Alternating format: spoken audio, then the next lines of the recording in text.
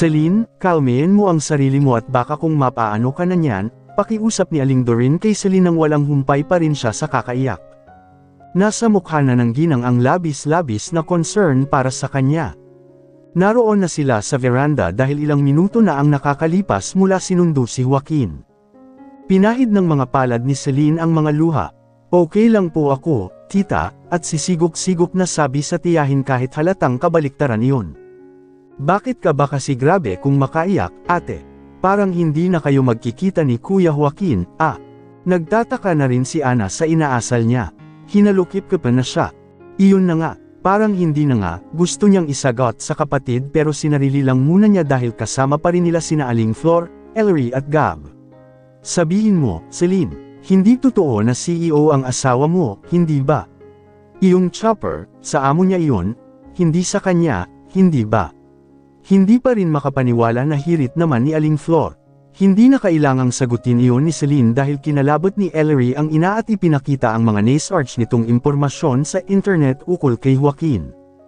Regal Empire CEO Joaquin Velasquez nagbabalik bansa.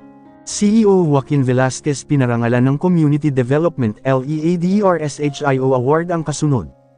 CEO ng Regal Empire na SI Joaquin Velasquez nangako na muling pagpapatayo ng pabahay para sa mahihirap matapos ang matagumpay na proyekto sa Litex Urban at ang ikatlo. Upang mabasa ng maayos iyon ni Aling Flor ay hinablot nito ang cellphone sa anak. Ay, Diyos ko po. Itakbo niyo ako sa ospital. Hindi ako makahinga.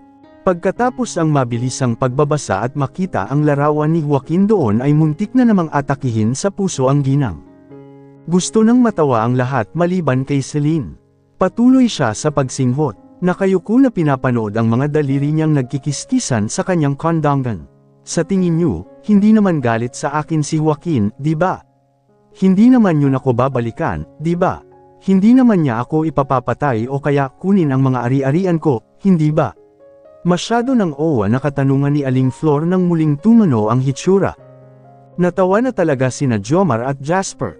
Lagot ka, Tita Flor, pananakot ni Jomar pagkuwan. Ay, wala naman akong kasalanan. Abay kung alam ko na mayaman pala siya ay hindi ganoon ang mga lumabas sa bunganga ko, katwiran ng ginang na nahintakutan. Kasalanan mo, Celine. Sinabi mong karpintero siya, mapaniwalain lang ako, at paninisi nito kay Celine. Oo nga, ayuda ni Ellery. Kung alam ko lang na sikat siya. Mas madami pang video ang kinuha ko kasama siya, nang hihinayang naman na saad ni Gab. Aray, binatukan ito ni Aling Flor. At kung alam ko lang na mayaman siya ay dapat hindi ko siya ikinumpara sa iyo na panay kuha lamang ng video. Magtrabaho ka na rin. Magpatayo ng kumpanya. Anong mapapala mo sa pagba-vlog na yan? Karubyo na nga ng ginang sa manugang. Mama, huwag mo namang ganyanan ang boyfriend ko, osek ni Ellery sa ina. Hay, isa ka pa. Hindi ka marunong pumili ng mapapangasawal buti pa itong si Celine. Napakayaman ng napangasawa, balimbing na nga ni Aling Flor. Napangiwing nagkatinginan na lamang ang magkasintahang Ellery at Gab. Napakamot naman sa ulo si Ana. Napailing si Aling Doreen. At nagtawanan sina Jasper at Jomar. Si Celine ang walang reaksyon. Nakatungo pa rin siya. Na kung hindi siguro siya nakarinig ng tunog muli ng chopper ay wala na siyang balak magtaas pa ng tingin dahil parang wala nang saysay ang kanyang buhay. Bumalik si Joaquin, nabuhayan ng loob na naibulalas niya. Napatayo siya't dali-daling lumabas. Tumangala sa langit at hinintay ang chopper na lamandang sa bakanteng lote. Sumunod sa kanya ang lahat at tumayo sa kanyang likuran habang naghihintay rin. Salamat, Joaquin, at bumalik ka. Anas niya ng pababa na nga ang chopper. Inihanda niya ang sarili na sugurin ng yakap ang asawa. Nakaramdam siya ng matinding excitement. Sa kasamaang palad, hindi Joaquin, walang Joaquin na bumaba. Tatlong lalaki lamang sila na hindi niya kilala. Unti-unting nabura ang malawak na pagkakangiti ni Celine. Ang kaninang tumakas na mga lungkot sa kanyang dibdib ay lahat nagsibalikan. Pinapunta po kami rito ni Sir Velasquez. Kukunin po namin lahat ng gamit niya, kasama na ang sasakyan daw po niya, imporma sa kanya ng isang lalaki nang makalapit sila sa kanya. Bakit nyo, pagtutol sana ni Ana? Ana, okay lang. Hayaan mo sila, pero pigil niya rito. Sige po, kunin nyo na ang gusto nyong kunin. Sa taas po ang kwarto namin. sa dulong kaliwa, at sabi niya sa mga lalaki. Sabay-sabay na yumukod sa kanya ang mga lalaki bilang pasasalamat at paggalang bago sila mga kumilos. Sumunod kayo sa akin, pagkusang pag-assist naman sa kanila ni Aling Doreen. Pakiramdam ni Celine ay lalong gumubo ang mundo niya. The pain was too much to bear. Mukhang pati Brief ay ayaw siyang iwanan ng alaala ng walang hiyang tipaklong na iyon. Buwisit siya, ate, ano ba talaga ang nangyayari sa inyo ni Kuya Joaquin? Sabihin mo sa akin, yusisa ni Ana ng damnastansya sa kanilang mga kapatid ang mga kasama. Ang totoo hindi ko rin alam, Ana. Hindi ko alam. Nabibigla rin ako, aniya sa maliit na tinig. Tinitigan siya ni Ana maya-maya ay kinabig siya't niyakap ng makaunawa. Aalis na po kami, ma'am, maya-maya ay palem na ng mga lalaking kumuha sa mga gamit ni Joaquin. Hindi na siya nagtaka kung bakit mabilis sila. Konti lang naman kasi ang gamit ni Joaquin at halos hindi pa nga nagalaw ang mga nasa luggage nito. Hinalma ni Celine ang sarili at tumango. Salamat din at ingat kayo. Sabay-sabay ulit na tumango ang mga lalaki. Ang dalawa ay sumakay sa kotse. Ang isa ay bumalik sa chopper. Parang dinudurog ng pinong-pino ang puso ni Celine habang papalayo ang sasakyan ni Joaquin at pal-iPad naman nasa ere ang chopper. Hindi nagtagal, sa sobrang sama ng loob ay natagpuan ni Celine ang sarili na patakbo sa kawato. Patuloy pa rin ang masaganang pag-agos ng kanyang luha. Nagkulong siya roon at parang wala na siyang balak na lumabas kahit kailan. Isinubsob niya ang kanyang mukha sa niyakap niyang unan at muling nag-iiyak. Kung nauubos siguro ang luha, siguro naubos na niya ang kanya sa sandali lamang na iyon. Saglit lamang ay nakatulugan na niya ang pag-iyak. At kahit nang tulog siya'y may tumulo pa ring luha sa mga mata niya. Kinaumagahan paggising niya ay tumulo ulit agad ang luha niya nang makita niya ang bakanteng higaan ni Joaquin. Tama na, Celine, huwag kang gaga, saway lamang niya sa sarili nang bumangon siya't pinilit ang sarili na mahimasmasan pinahid niya ang tumulong luha sa kanyang pisngi. At least, natapos agad at hindi na nagtagal. Hindi mas masakit, kumbonsi rin niya sa sarili. Tapos na ang palabas na kasal-kasalan, oras na para magbalik siya sa realidad na wala naman talaga siyang totoo na asawa. Ramdam pa rin niya ang kirot sa dibdib na umalis sa kama. Napahugot siya ng hininga at nagtungo na sa banyo. Sa salamin doon ay nakipagtitigan siya sa kanyang sarili. Ngumiti siya, ninitian niya ang refleksyon niya na ang pangit dahil ang laki ng kanyang mga eyebags. Iyak pa more, biro niya at nagtatawang parang baliw. Tumulo-tuloy ulit ang mga luha niya. Ang hindi niya inasahan ay ang damako ang tingin niya sa kanyang daliri, sa kanyang mga singsing. Sa kanyang wedding ring at engagement ring na magkadikit na nakasuot sa kanyang paninsangan. Mali pala siya kahapon sa inakalang walang souvenir na naiwan sa kanya si Joaquin kahit brief man lang. Nasa kanya pa rin pala ang mga singsing. Pinakatitigan at hinaplos-haplos niya ang mga iyon. Kasalanan mo ang lahat ng ito. Dahil sa iyo nakilala ko siya. Ang sakit tuloy, at parang nababaliw na naman niyang sabi ng sisihin niya ang kanyang engagement ring. Ibinalik niya ang tingin sa kanyang refleksyon sa salamin. Nginitian ulit ang sarili bago inayos. Ang balak niya paglabas sa kwarto ay puntahan si Lola Salome niya. Subalit patungo pa lang siya sa pinto ay tumunog naman ang kanyang cellphone. Sa pag-aakalang baka si Joaquin iyon ay madaling kinuha ang aparato sa side table. Muli nga lang siyang nanlumo nang makita niyang hindi numero ng asawa ang tumatawag. Hello, sagot niya pa rin. Walang sumagot. Hello, ulit niya, at nang may narinig siyang buntong hininga ay biglang bumilis ang pintig ng kanyang puso. Hindi niya alam kung bakit may damdaming agad na umahan sa dibdib niya. It was Joaquin. Alam niya, ramdam niya, nang inig ang mga labi niya sa nagbabadya na namang pagragasa ng mga luha niya. Hindi na rin siya nagsalita. Hinaya na lang niya na ganoon sila. Hindi nagsasalita pero alam na nasa magkabila ang linya sila. Nang hindi niya mapigilan ang damdamin ay tinakpan niya ang bunganga upang hindi mapahikbi. Tahimik siyang lumuha ng lumubak. Hanggang sa kusang namatay ang linya. Joaquin. Saka lamang siya nagsalita. Nataranta't muling bumalong ang luha sa kanyang mga mata. Hindi na niya hinintay na ito ang muling tatawag. Siya na ang nag-call back. The number you have dialed is currently unavailable. Please try your call again later, subalit kahit anong dial niya ay iyon na ang naririnig niya sa kabilang linya. Niyang mag-ring ng isang beses ang numero na ginamit pantawag sa kanya ay wala. I hate you. Isa ka talagang walang puso na tipaklong. Gigil na himutok na lamang niya nang halos mapudpad na ang mga daliri niya kakadayal. Sumuko na siya. Inis na inis niyang ibinaba ang cellphone. She hated him for making her feel that way. At pati sa sarili niya naiinis na siya. Dapat ay mas lalong lumayo ang loob niya sa tipaklong na iyon matapos niyang mapatunayan na hindi talaga asawa ang turing sa kanya nito. Dapat ay matuwa rin siya dahil sa wakas malaya na siya ulit dahil biglaan naman ang kasal na iyon, pero hindi ganoon ang nararamdaman niya. Nababaliw na yata talaga siya. Pumasok si Joaquin sa opisina sa katulad ding oras na pagpasok niya noon. Ninais niya na maagang harapin ang trabaho, subaltern bad trip ang hitsura na tinanggal niya ang coat pagkapasok niya sa opisina niya at walang anumang inihagis sa kanyang executive chair. Paano siya makakapagtrabaho nito kung ni Katie Ting ay hindi man lang nababawasan ang bigat sa kanyang dibdib sa ginawa niya kay Celine? Na kung sa elevator pa lang kanina ay parang minumulto na siya ng alaala ng asawa.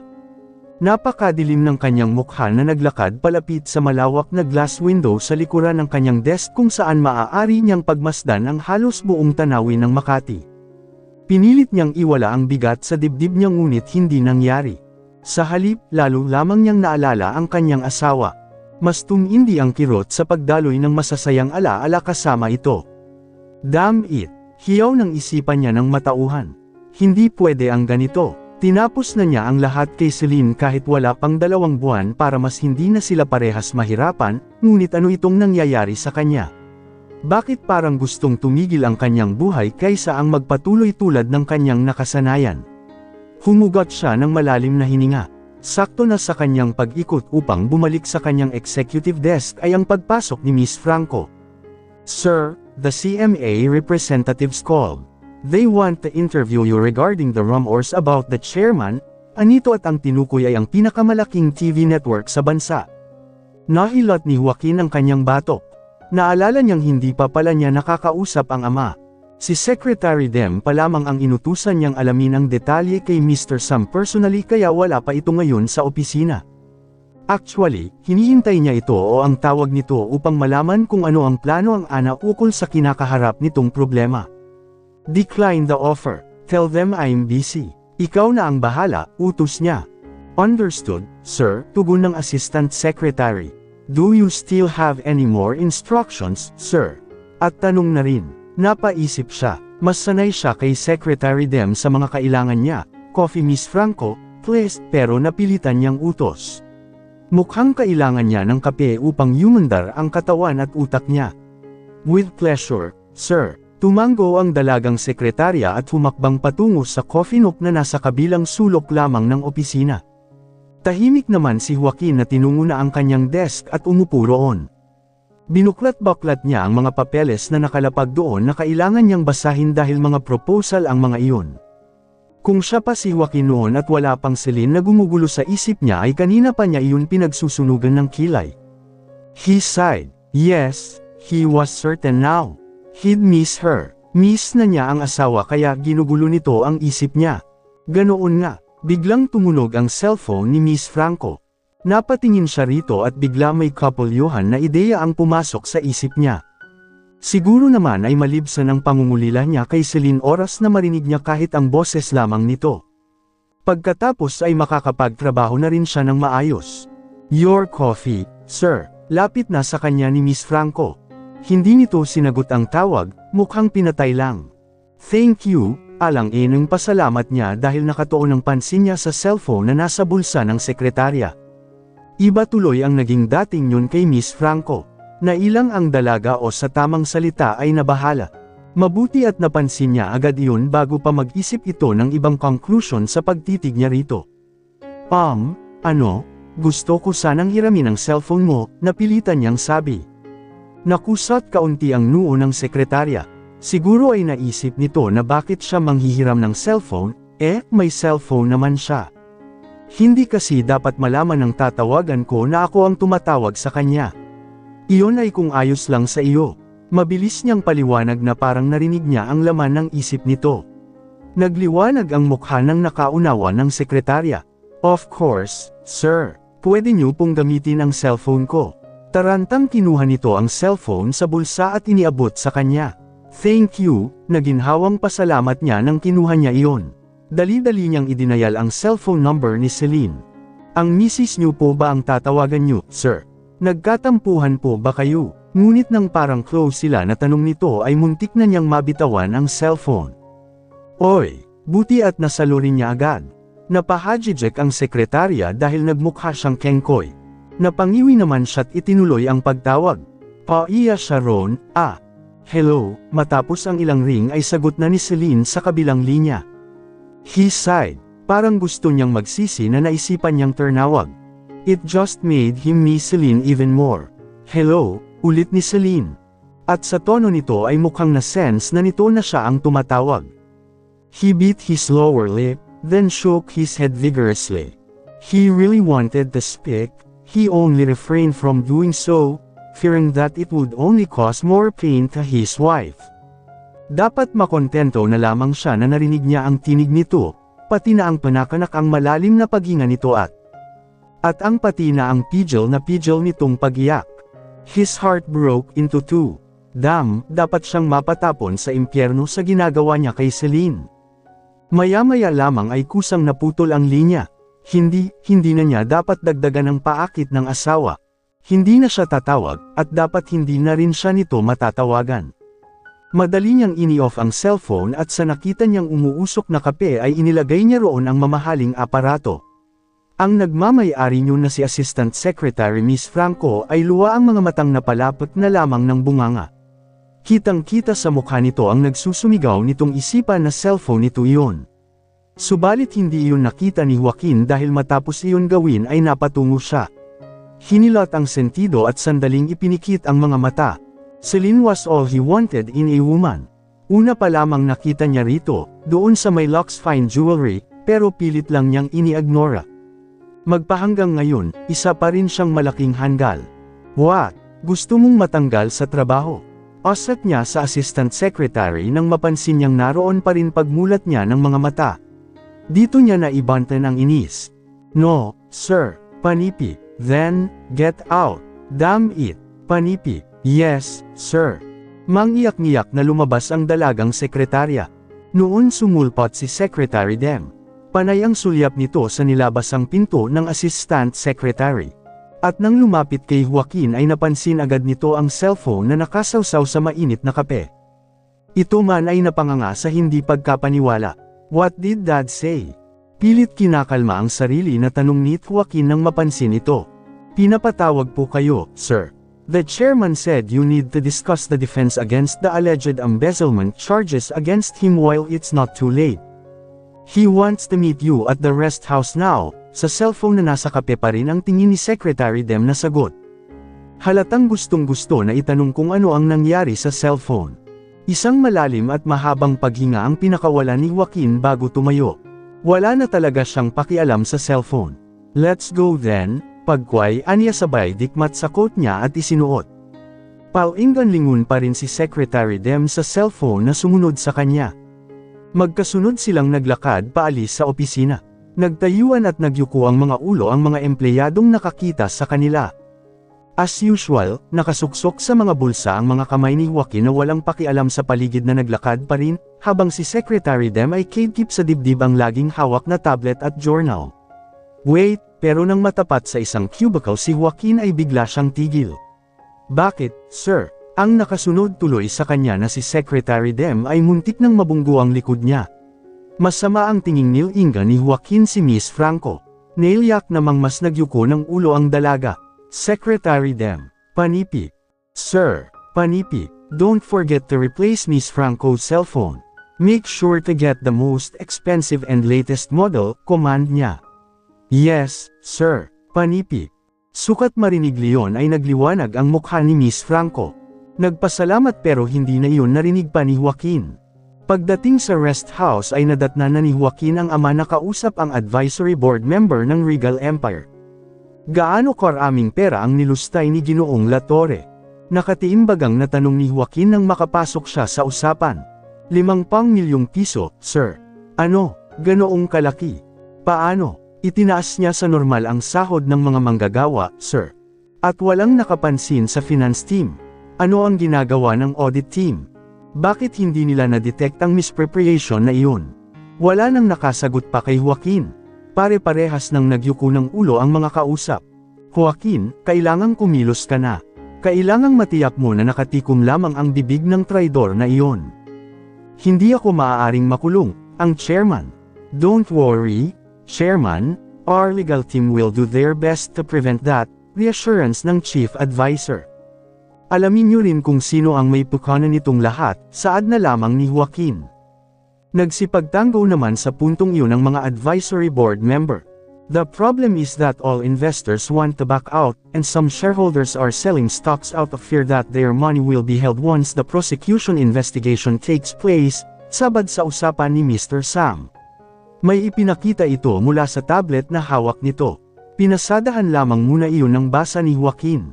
And who on earth is Mr. Russell? Wala pang nakakaalam kung sino talaga siya, sir. Basta ang nakarating sa akin ay sa kanya gusto ibenta ng mga shareholder natin ang stocks nila. Panipi. Nagkatinginan ang mag-amang Velasquez. Alamin niyo kung sino ang walang hiyang-iyan na gusto akong banggain.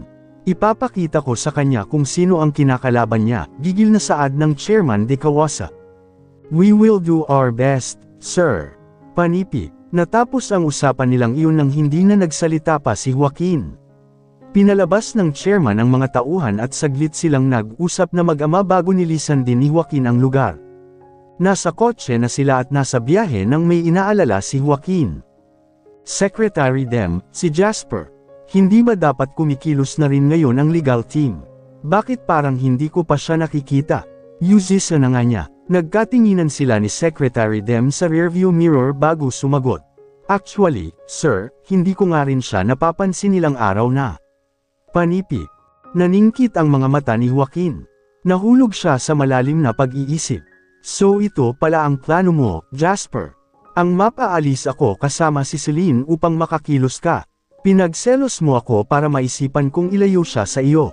Magaling kang hiyep ka, saglit ay mahinang naibulalas niya na napangisi.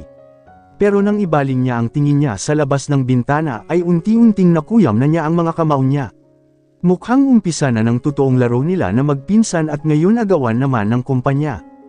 Hindi na talaga matawagan ni Celine ang numero na ginamit ni Joaquin upang tawagan siya. Ayaw naman niyang tawagan ang private number nito dahil parang nahihiya na siya. Wala na siyang nagawa kundi umiyak at maupo sa sulok. Niyakap niya ng mahigpit ang mga tuhod at doon isinubsob ang mukha. Hindi na niya napigil ang mapahagulhol. Napakasakit talaga isipin na may asawa siya, ngunit kay hirap abutin. Hoy, ate, matapos ang ilang sandali ay napaigtad siya sa biglaang boses na iyon ni Ana. Anong ginagawa mo? Gulat na gulat din si Ana nang makita siya sa ganoong hitsura. Tigmak ng luha na itinaas niya ang tingin sa kapatid. Napalatak si Ana at nagsalubong ang mga kilay. Pagkuhan ay malalaki ang mga hakbang na nilapitan siya't sinikmat ang isa niyang kamay. Tumayo ka nga dyan, para kang ewan. Nagpahila naman siya ngunit nagmistula siyang batang nakakita ng matagal nang nawawalang kapatid na niyakap ito. Ana, ano ba, ate, huwag kang ang madrama masyado. Subalit ay harsh na itinulak siya ni Ana. Napalabi siyang tiningnan ito, nagpaawa effect. Ipinaalala niyang heartbroken siya kaya hindi lang siya nagdadrama. Masakit talaga ang puso niya. Masakit na masakit. Subalit hindi pa rin umubra iyon sa kapatid niyang may pusong bato. Sa halip na madawa sa kanya ay pinamaywanggan siya. Alam mo nang mangyayari ito umpisa pa lang kaya huwag kang owa. Alam nating dalawa na ganito ang magiging ending nyo dahil for show lang ang kasal nyo. Hindi ko naman nakakalimutan iyon pero masisisi mo ba ako? Naging masaya kami ni Joaquin kahit sa maikling sandali lamang na pagsasama namin kaya syempre masakit pa rin, dahilan niya. Umi-NGO si Ana, sa tingin mo talaga totoo iyon? Totoong kasiyahan, baka sa iyo lang. Patamad na itinaas ni Celine ang mga kamay. Pwede ba, Ana, ayokong makipagtalo ngayon. Saka na tayo mag-usap tungkol dyan, at walang lakas niyang samo. Mahirap ay lahad ang nararamdaman niya dahil siya man ay naguguluhan. Fine, pero anong gagawin mo? Ang akma niyang pag-upo sa kama ay pinigilan ni Ana. Inaantok ako, matutulog ako, tamad niyang sagot. No, Hinayla ulit siya nito. Hindi pwede, yang ginagawa mo na nagmumumok dito. Alalahanin mo na kaya tayo nandito ay para alagaan si Lola Salome, hindi ikaw ang aalagaan. Pero Ana, tinatamad ako. Bukas na lang ako babawi, dagdag niya. Ay, hindi pwede. Halika, lumabas tayo ng mahimasmasan ka, ngunit giit ni Ana. Kasalanan mo, yan dahil kasal ka sa lalaking user lang. Ginamit ka lang. Nakisama na lang si Celine at nagpatianon. Hindi rin naman siya tatantanin ng damanita niyang kapatid. Shot puno, inson. Bati sa kanya ni Jomar sabay taas ng mamahaling alak nang makita siya. Naroon ito sa ibaba ng hagdanan kasama si Jasper. Mukhang inaabangan talaga ang pagbaba niya. At kung ito hawak ang alak, ang letson manok naman kay Jasper na magiging pulutan. Hindi ba magagalit si Tita Doreen kung may maglalasing na naman dito? Tanong niya muna, hindi siya umiinom talaga, pero parang gusto nga niya ngayong magwalwal. Deserve naman niya siguro na magpakalulong sa alak ngayon. Nagkatinginan ng tatlo sina Ana, Jomar at Jasper. Hindi nila malamang tiyak din ang sagot dahil noong isang gabi nalasing sila kasama si Gab dahil sa lambanog ay nagalit kaunti si Aling Doreen. Mabuti naman at lumabas ka na sa kwarto mo Celine, speaking of, bungad na ng ginang. Nagsiksikan silang apat sa isa't isa.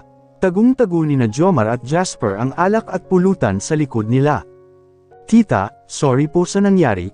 Una sa lahat ay paghingi ng despensa ni Celine sa tiyahin.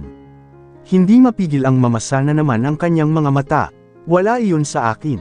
Ang hindi ko maintindihan ay kung bakit kailangang gawin mo yon. Ano ba ang nakainmo't kinailangan mo pang pagpanggapan ng asawa mo na mahirap? Inakala mo ba na aabusuhin namin siya kung malalaman naming mayaman siya? May tampo ang himig na litanya ni Aling Doreen. Sunod-sunod na iling ang ginawa niya. Hindi po, tita. Bakit ganon? Nakakahiya tuloy sa asawa mo at hindi natin siya naasikaso ng maayos. Napatungo siya at napaiyak. Panay ang iling niya. Tita, iyon nga po ang dahilan ni ate kaya pinagpanggap niya si Kuya Joaquin, singit ni Ana sa usapan. Hinunutin ito ng noo ni Aling Doreen. Parang mas hindi nito naunawaan.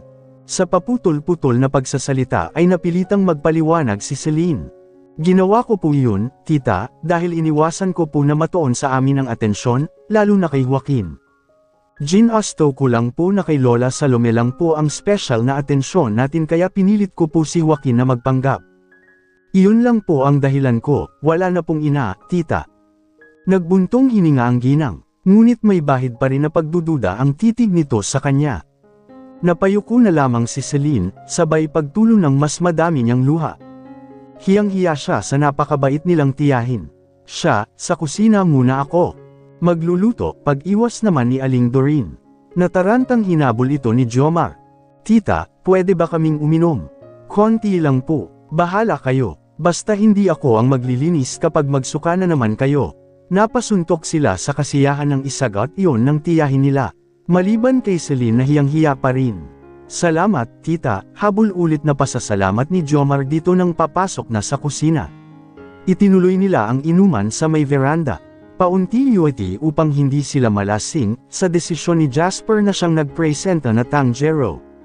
So, parang marriage of convenience lang ang nangyari pala sa inyo ni Joaquin. Si Jomar, matapos magkwento ni Celine ukol sa pinagdadaanan nito. Itinaas ni Celine ang shot glass sa bibig. Hep, hindi sa iyo, yan na shot. Katatapos mo lang. Binawi ni Jasper ang shot glass at ibinaba sa tapat ni Jomar. Akin na lang, yan, ungot niya. Huwag kang buwakaw, ate. Hindi porke ikaw ang may pinagdadaanan ay sa iyo na ang lahat ng alak. Ngunit tinabig ni Ana ang kamay niya. She gave a throaty laugh, bahagya ng tinatalaban siya sa nainom kaya parang baliw na siya na biglang tatawa. Marriage of convenience nga ang nangyari sa inyo ni Joaquin. Ulit ni Jomar sa tanong. Ito ang madami na ang nainom dahil minsan ay sinasalo ang kanyang tuka. Pero surprisingly ay normal pa rin ang kilos nito. Parang hindi pa rin ito nakainom. Cool na cool pa rin. Lihim na kinikilig tuloy ang gagang si Jasper. Parang ganoon na nga, kuya, kibot balikat niyang sagot kay Jomar. Hinayaan niya si Jasper na muntik-muntikan niyang tawanan. Bakit ka kasi pumayag? Pagalit na tanong pa ng pinsan kasabay ng pagtiim ng mga bagang. Oo nga, tinakat ka ba niya porke mayaman siya? Pahinuhod ni Jasper, nagka-interes na rin sa usapan. Huminga siya ng malalim bago umiling. Wala akong naging choice dahil may nagawa akong kasalanan sa kanya. Panipi. Anong kasalanan? Halos sabay na tanong pa nina Jomar at Jasper. Sabay talaga kayo. Natawa siya. Napakadali na niya talagang tumawa dahil sa epekto ng alak. Kabaliktaran kanina na parang pinagsakluban siya ng langit at lupa dahil sa mga alalahanin kay Joaquin kasama na ang pangungulila. Malaking tulong nga minsan ang alak kahit na ang pait. Inalala niya ang mga nangyari habang nagkukwento ulit. Mula umpisa nang nagpanggap siyang sales associate ng Lux Fine Jewelry dahil ayaw niyang maibenta ang kanyang inaangking engagement ring, hanggang sa ibinigay iyon sa kanya ni Joaquin sa tulay, at nang ginusto niya itong isauli pero napagkamalan naman siyang fiancé ni Joaquin.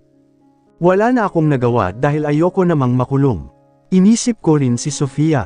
Kawawa naman kung pati siya mawala ng trabaho tapos makukulong din dahil sa kagagan ko, pagtatapos niya.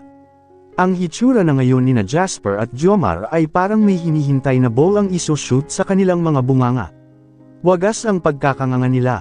Titango-tango naman si Ana na tahimik lang. Tahimik na pinapapak ang pulutan. Grabe, kakilig naman pala ng love story nyo, hindi na malayang komento ni Jasper sa malamyang tinig. I mean, pwede nang gawing movie, pambawi nito ng kinunutan ito ni Jomar. Madaling iniba ang tinig, kinapalan upang magmukha ulit na tunay na lalaki. Si Ana na nakapansin yun ay nabilawkan. Nagtatawa ito pagkatapos, mabuti at hindi nakakahalata si Jomar. Natigil lamang ito nang pasimpleng sinipa ito sa paa ni Jasper sa ilalim ng lamesa. Anong balak mo kang ganun pagbalik niyo sa Maynila? Yuzi sa ulit ni Jomar matapos itong gaang shot. Hindi na nasagot iyon ni Celine dahil nakita nila ang paparating na sina Gab at Ellery. Inson Celine, ipinabibigay sa iyo ni Mama. Isang basket ng hinog na mangga ang inabot nito sa kanya. Suhol, ani Ana na tatawa-tawa. Ana, pinandilatan ni Celine ang kapatid. Pasensya ka na, Inson. Lasing na ang lukaret na iyan, at sabi niya kay Ellery. Ayos lang, Inson. Paabi kay Tita Flor na salamat dito. Kinuha niya ang isang mangga at inamoy. Sige pero pinapasabi rin niya pala na baka pwedeng makakuha kami ng bahay sa mga ipinamimigay ni Joaquin. Alam mo kasi ay nangungupahan lang kami, nang sabi ni Ellery iyon ay nahulog niya ang mangga. Sorry, dumulas sa kamay ko. Lasing na rin yata ako, aniyang madaling pinulot iyon. Kapal, dueto na parinig naman ni na Jasper at Ana na may kasamang high five saka nagtatawa. Nahihiyang napairap sa kanila si Fleury. Ako rin, Celine, baka pwede magpunta sa Regal Empire tas mag-vlog doon. Ipagmamalaki ko lang na close na kami ni Bayaw Joaquin, ungot din ni Gab. Napangiwi na talaga si Celine. Ang kakapal, dueto ulit ni na Jasper at Ana. Nagtatawa ulit. Maahaw ang nguso na masama na talaga ang naging tingin ni Ellery sa mga ito. Huwag nyo na lang sila pansinin. Lasing na sila, sabi ulit ni Celine. Hayaan nyo kakausapin ko ang asawa ko. Ay ka-chat ko na lang kayo kung ano ang sasabihin niya. Panipi. Sabay na nagliwanag ang mukha ng magkasintahan. Tuwang-tuwa pa na nilapitan siya ni Ellery at niyakap.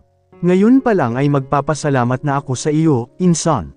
Sigurado matutuwa si Mama kasi sa wakas magkakaroon na rin kami ng sariling bahay. Tumanggaw-tango na lang siya. Hindi nga lang niya matiyak kung ngingiti siya o ngingiwi. Inom tayo, Bayaw, pag-alok na ni Jomar kay Gab. Ay, hindi siya pwede uminom, Kuya Jomar, pero pagtutol ni Ellery. Ikan-awit ang kamay sa braso ng nobyo. Uuwi na kasi kami bukas dahil kailangan ko nang pumasok sa trabaho. Tapos na kasi ang leave ko bukas. Actually, kaya nandito kami ay para magpaalam na rin sana kina Tita Doreen at Lola Salome. Ganoon ba, Inson? Sige, puntahan niyo na si Lola, hindi na pagpipilit ni Jomar. Narinig ko ang pangalan ko.